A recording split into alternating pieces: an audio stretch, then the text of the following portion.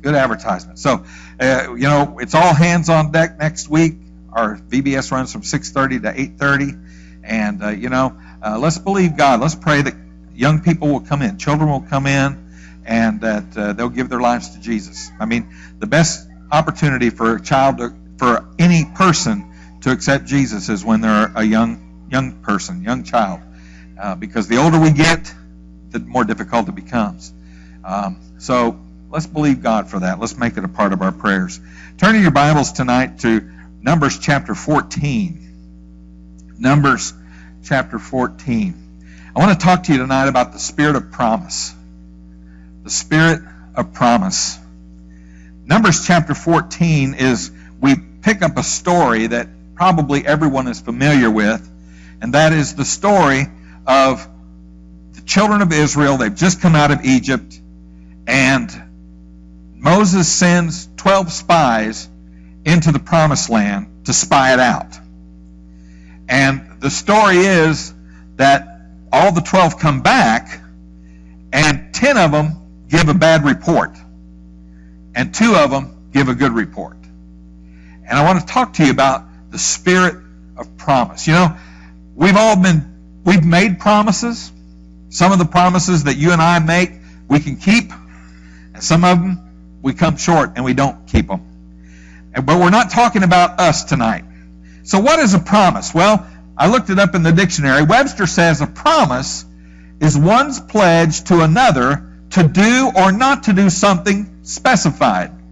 Narrowly, it's a declaration which gives to the person to whom it is made a right to expect or to claim the performance or forbearance of a specific act. Now, I like that. The right to expect. If someone makes a promise to you, you have the right to expect them to fulfill that promise. And what really makes this exciting is that the promises we're talking about are in God's Word. And so we have the right to expect God to do what He says He will do.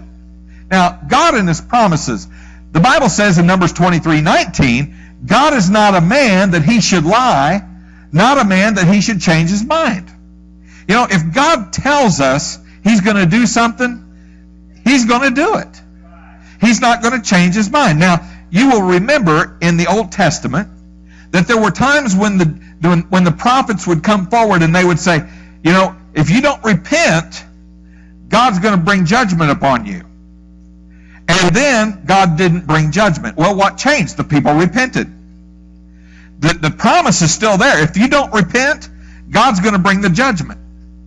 But the people repented, and so God relented, is what the Old Testament says. He relented, but He didn't change His mind. He made them a promise. He said, you either get right, my dad would say it this way, straighten up and fly right. You either be obedient, or else judgment's going to come. But God doesn't lie. Next, Romans 4:21. This is one of my favorite verses in the Bible. Paul is writing about Abraham, how he had waited for the promise for a son. And God gave him his son. 25 years he waited for that promise to come forward. Now, you and I, if we don't see it in 25 minutes, we're wondering what happened to God. They waited for 25 long years. Finally, the promise comes to pass, right?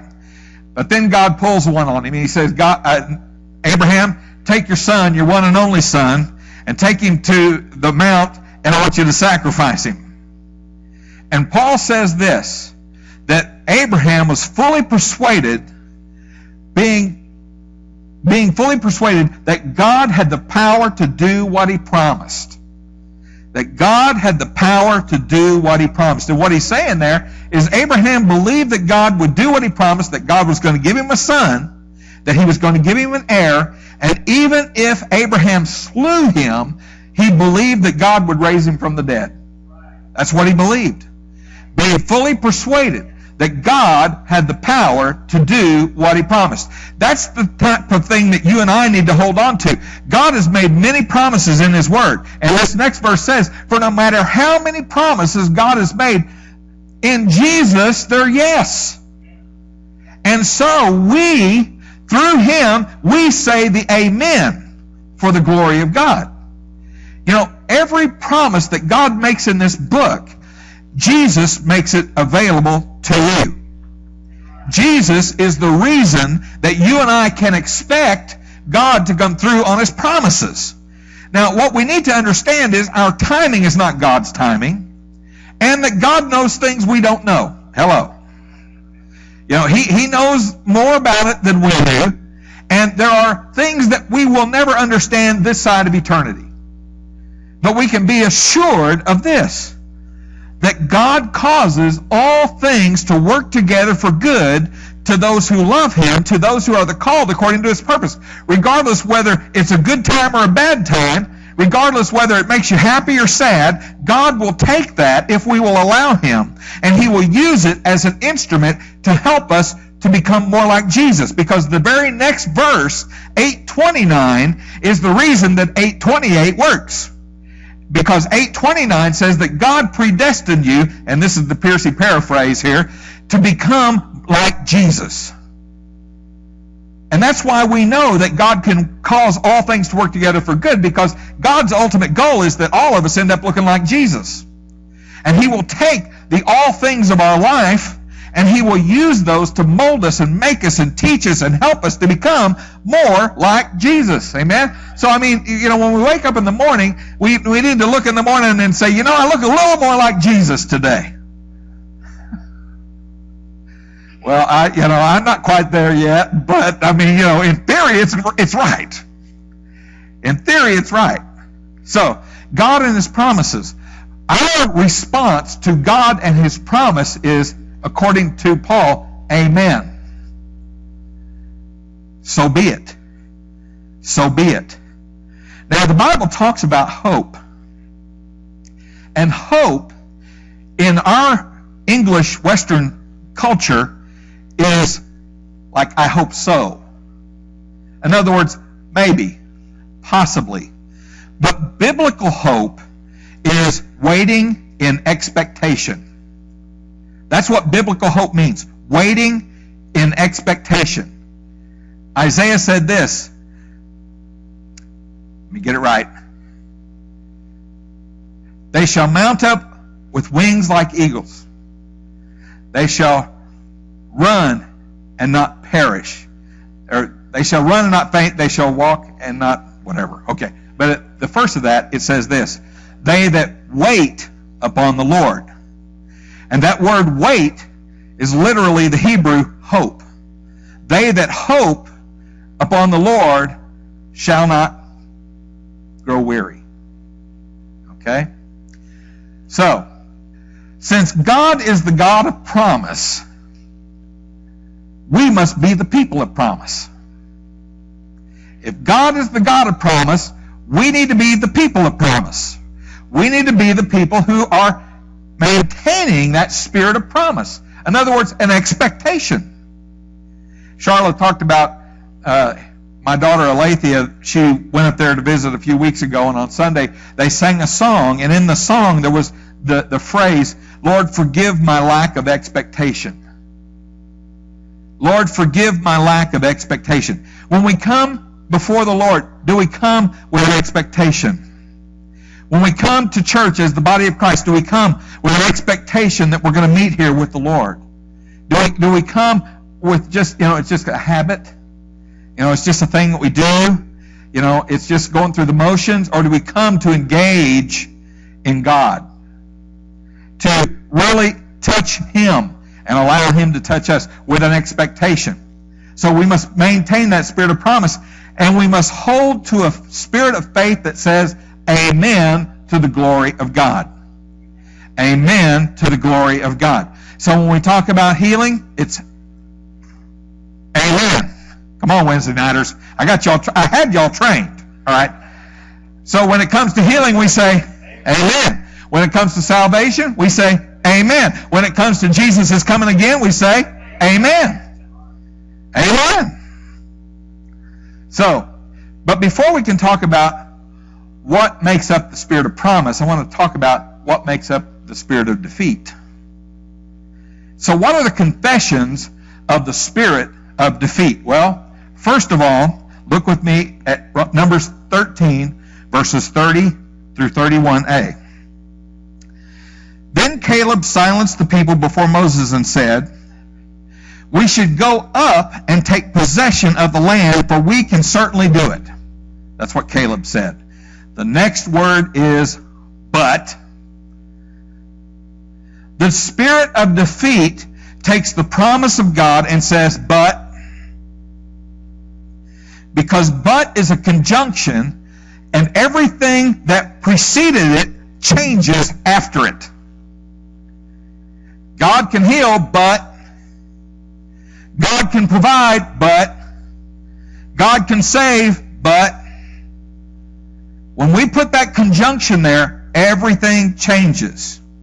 And it says, but the men who had gone up with him said, and this is the next word, can't. We can't. But we can't. Caleb says, we can take it. And the 10 said, but we can't. It says we can't attack these people. Why? Because they're stronger than we are. You see, it doesn't matter what God's promise is. When but comes in, everything changes. But is the confession of defeat rather than the spirit of promise. Rather than saying amen, right? They're saying but. When Caleb said we can do this, their response should have been amen. That was what their response should have been. But they said but, and then they said we can't. Listen, friends, we'll never do anything for God if we have that mentality, but and can't. If God says do something and we say but and can't, it's all over. It's all over. Now, it doesn't mean God can't do it, but it does mean he'll find somebody else to do it. Not us. Not me. Why? Because I'm in the camp of the doubters. I'm in the camp of the people who say God can't do it. I'm in the camp of the one who's looking at self and saying, I'm the one who's responsible for this, and not depending upon God to do what God said he would do. You know, in my teaching, I teach ministry courses for church leaders all across the country. And we talk a lot about, you know, leadership in the church and things like that. And one of the things that is profound in our discussions is that these church leaders come to realize they can't do it. They can't do it. It's Jesus that's building the church. Jesus said, I will build my church, and the gates of hell will not prevail against it. I gave up a long time trying to build the church because I found out I couldn't do it. But Jesus can do it, right? So, spirit of defeat, but and can't, and then won't. But, can't, and won't. Verses 14, 1 through 9. That night all the members of the company raised their voices and wept aloud. All the Israelites grumbled against Moses and Aaron, and the whole assembly said to them, if only we had died in Egypt or in this wilderness. Why is the Lord bringing us to this land only to let us fall by the sword? Our wives and children will be taken as plunder. Wouldn't it be better for us to go back to Egypt? And they said to each other, we should choose a leader and go back to Egypt. Won't. Won't. But, can't, won't. This is really interesting here because it shows us that the majority is not always right. Last week I quoted William Penn. I talked about being resolved, and I quoted William Penn, and William Penn said, what's wrong is always wrong, regardless of what anybody says, and what's right is always right, no matter who's against it. And we live in that day today. I can't believe the stuff that's happening in our world. I mean, look, Bruce Jenner on the cover of Vogue, call me whatever. It's sickening. It's sickening to me. But yet, the world is praising him. The world is giving him all kinds of accolades. Now, I do not pretend to understand the psyche of people. But what's wrong is wrong, no matter who's for it. And what's right is right, no matter who's against it. Right? And we live in a day where people don't know their right hand from their left. We live in a day where wrong is right and right is wrong. And it's going to get worse. And we have to be the people with a spirit of promise, because if we are not the people with a spirit of promise upon us, this is what we're going to be. We're going to be the buts and the can'ts and the won'ts. But God calls us to be more than that. God calls us to have the confession of the spirit of promise. Okay? Number one, should. Verse 13, chapter 13, verse 30. Caleb silenced the people before Moses and said, we should go. We should go. Why? God promised it. God promised it. God said. God told Abraham, I'm going to give you this land. Now that was 400 years ago. But God is not slow in his promises, as some count slowness. And the same thing is true for us today when we consider the second coming of the Lord, the rapture of the church.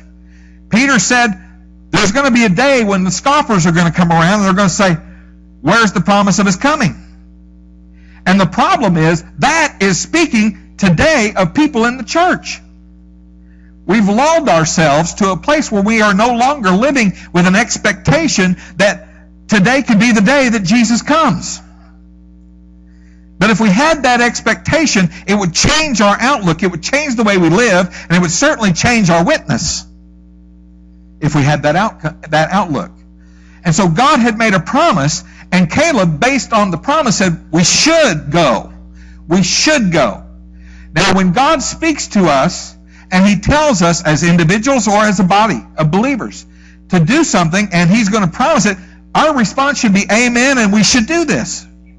Even if what it looks like on the outside may not be pleasing. I mean, I'm sure that there were people in that land that they saw that probably could have defeated them. In fact, we see once they finally got into the promised land that they were defeated by a little town called Ai. So, I mean, there were certainly enemies there. There were certainly things that they had to overcome. But yet their faith was, they were seeing the obstacles rather than the opportunity. Hello? Seeing the obstacles rather than the opportunity. If we see the opportunity and we stand on God's promise, our response should be, let's go. Let's go. Why? God promised it. God promised it. The next spirit of confession, or the spirit of promises, can. Verse 31b, or 30b, he says, we should go and take possession of the land, for we can certainly do it. We can certainly do it. Paul said this, I might be able to do all things through Christ who gives me strength. Is that what he said? I possibly could do some things through Christ who gives me strength. He said what? I can. I can do a few things. I can do some things. I can do all things through Christ who gives me strength. I can do all things. Now, all things can be pretty tough sometimes. Hello? But the promise from God is, I will never leave you and I will never forsake you. The promise from God is that He will see us through. Amen? The promise from God is He's going to hold our hands and He's going to help us to make it. Amen? And so we have this should and can attitude. I can. And I believe that we all ought to have that deep in our spirit. I can do all things through Christ who strengthens me. Those are 10 words that can change our lives. 10 words that can change your life. In fact, I preached a sermon on that. 10 words that will change your life. And I looked at each word. I. It begins with you. Can means I'm going to be involved. Do. Action. All things. Nothing is limited. Through. In the person of Jesus. Why? He gives me the strength to do it.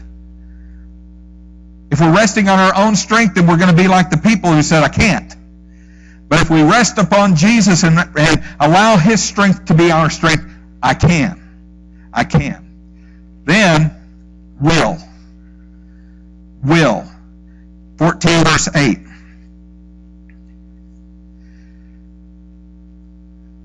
If the Lord is pleased with us, how do you know if God's pleased with you?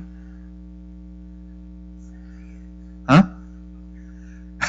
Okay. Yeah, you're right. There's not an empty pair of shoes with smoke coming out of them. What pleases God? Okay, which is a synonym for faith. Without faith, it's impossible to please God. Right? And here he says, if the Lord is pleased with us, what is the circumstance then for the if? Do they have faith? If the Lord's pleased with me, if I have faith, the Lord's pleased with me. Right? If you have faith, God is pleased with you. So if we have faith, He will lead. He will lead. The Bible says the steps of a righteous person are ordered of the Lord. You know, we very rarely see the hand of God in the present. It's very difficult. But you can look over your shoulder and you can see God with you.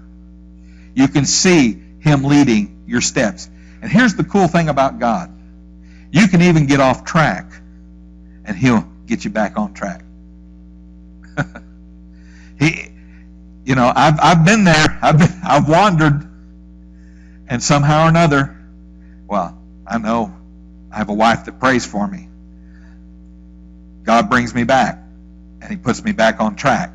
And it's been more than once in 33 years. More than twice, maybe. 3 or 4 times. I don't know, But somehow or another, God is still able. The psalmist wrote, David said, He leads us in paths of righteousness for His name's sake. And the translation there is ruts of righteousness. It's not just a bushy trail. It is a well-worn rut.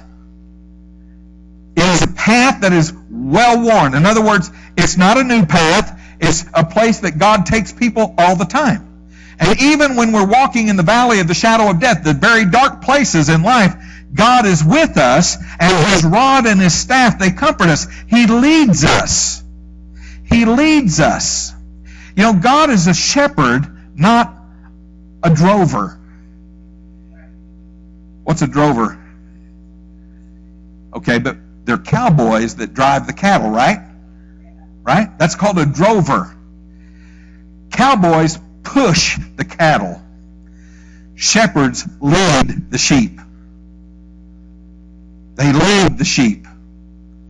And if we are following the Lord, we can rest assured and stand on the promise because He will lead us. He will lead me. And again, it's difficult. It's very hard to see how right now God is leading me. But when you look over your shoulder, the old cliche is hindsight's always 20/20.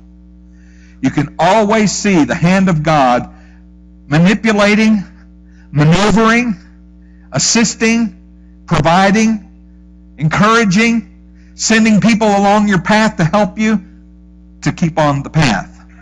God helps us. Next, God will give the promise. It says, He will lead us into that land. What land? The promised land. He will lead us to that land. God's not going to lead us to a place outside of the promise that He's made us. If God has spoken to your heart, if He has affirmed in His Word that He's going to do something, you and I need to have the faith of Abraham that says, I believe if God said it, He has the power to do what He promised. And He will lead me to that promise. He will guide me to that promise. There are moms and dads and grandpas and grandmas who are praying for loved ones who don't know the Lord. And the promise of God's Word is that if you raise a child in the way they should go, when they're older, they will not depart from it. That's God's Word. That's God's promise. Now, you may not see it, but God is working in their lives. And God loves your kids and your grandkids more than you do. And He's working in their lives. When I was a teenager, I was away from the Lord. I was raised in church. The old cliche is I cut my teeth on Pentecostal pews. And I slept under a bunch of them too as a kid. Because we had church on Sunday night, and we always were there when the doors were open unless there was a good Walt Disney thing on at 6 o'clock that I could talk Mom and Dad into staying home for. But that was rare. Like Mary Poppins was on or something like that. You know, the Lord would understand, right?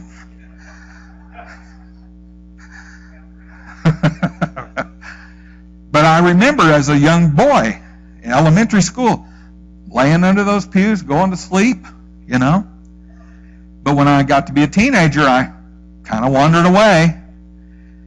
But all during that time when, in my mind, I was outside the church, doing my own thing, not caring anything about God. Y'all looking at me like you don't know what I'm talking about. After I got saved, I looked back and I thought, boy, God was with me. I mean, I could have killed myself. I could have done things that would have harmed me for the rest of my life. But God had another promise. And it's no different for your kids and your grandchildren. You raise them like they're supposed to be raised. That Word of God does not depart. Hello? Amen. The Word of God does not depart. That Word of God is planted in their spirit. The songs of the church are planted in their spirit. And they will come and they will be blooming in their life once again. You can believe that. It's a promise from God. It's a promise from God. So God will lead. God will give the promise. And then notice this. He will lead us into that land, the land flowing with milk and honey, and will give it to us. He will give it to us. Oh, we will not rebel against the Lord, and will not be afraid of the people of the land, because we will devour them. Their protection is gone, but the Lord is with us. Do not be afraid. The Lord is with us. Hallelujah.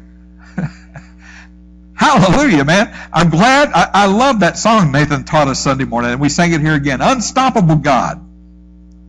Nothing can stop God. Nothing is impossible with God. And you know, it's easy for us to shout amen right now. But when the doctor says bad news, we need to understand God's still on the throne. What the doctor tells you today didn't surprise God. Yeah, He knew it before we did. And He's not worried. God's not worried.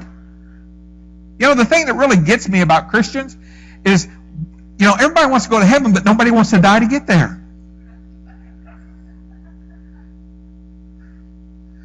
unless Jesus comes, that's the only way, that's the only ticket you have to heaven till Jesus comes. Someone gets sick, oh, pray for me, that God will heal me. Yeah, I believe in that, but if God takes you home, that doesn't mean God failed. It doesn't mean that God didn't answer your prayer. Because when Jesus died on the cross, He gave us an entrance into the kingdom of God, to heaven. And that's our ultimate goal.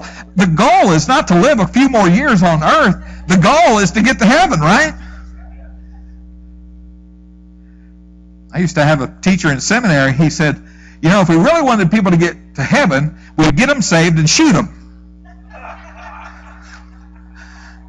That way they would go straight to heaven. I don't think his theology was really good there, but the truth of the matter is God has promised us eternal life. Okay? That is the ultimate promise. Eternal life. And when we are faced with eternity, we should not start fretting. We should start rejoicing. I hope when my time comes, I'll go out with a good testimony. Charlotte's dad has one of the best testimonies I've ever heard. It was Thanksgiving Day. He was in the hospital watching the Dallas Cowboys football game. Charlotte's mom says, we need to get a piece of paper and write down everything that we're thankful for. He said, we don't have enough paper, and he died. Wow! The best thing that man ever said was his last words. Why is it the best? It's what you remember. It's what we remember. We'll never forget those words. I'll probably say some cuss word or something. Hope not. Out of the abundance of the heart, the mouth speaks, right? God will lead us. God will be with us. Regardless of what you're facing, regardless of the promise that you're holding on to, we need to have this confession. We should go in. We should do this. We can do this. We will do this. Why? God is on our side. God's going to lead us to the promise, and God's going to be with us. That's the spirit of promise. God had promised these people the promised land. They even called it the promised land. The promised land. Oh, we can't go in there. Why? Well, there's big people in there, but it's the promised land. And do you notice they always call it a land flowing with milk and honey? Why is it called a land flowing with milk and honey when you go there, it's nothing but a desert? Why? It was a better place. It was God's promised place. And the milk and honey stands for it's already there. It's there. It might not look like Kingwood. Okay, and it don't, believe me. But it was what God had promised them. And He said, I'll give it to you.